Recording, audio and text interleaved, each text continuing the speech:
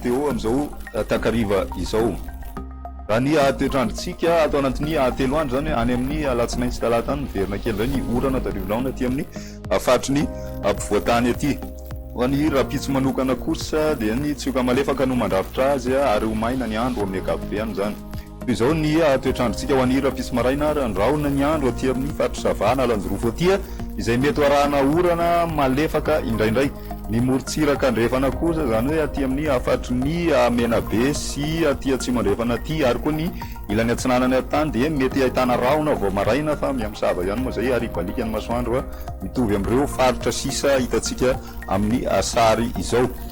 Ny pitso tolakandro kosa indray dia isy orana tarivorahona ny any amin'ny fatrin'ny Menabe. Ny morontsiraka moa zany raha ny tena mahazo an'izay ny aty amin'ny distriktan'ny Morombe sy Tuliara aty ihany koa dia mahazo ivakina karatra ihany koa hitantsika orana tarivorahona ho an'rapitso fa amina faritra kely dia kely mety isy an'izay oran'izay.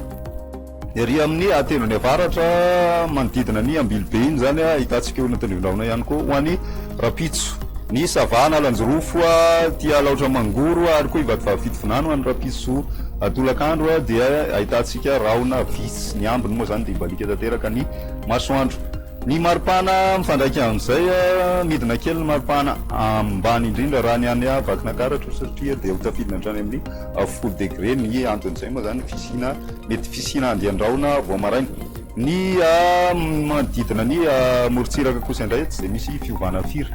Ny maripana ambony indrindra ho an'ny rapitso ny any Majengano mafana indrindra 9 degré ny eto ampovoany kosa dia eo amin'ny 9 ka hatramin'ny 7 degré ny maripana ambony indrindra.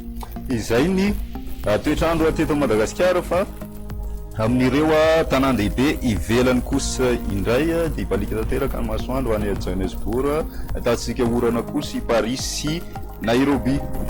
Amin'ireo nosy ravavy ivelany kosa indray balika masoandro any La Réunion ahitantsika rahona mitsitokotoko kosa i Comore ary andrahona tanteraka ny andro Maurice ahitantsika orana tarivorahona ny any Mayotte sy Seychelles.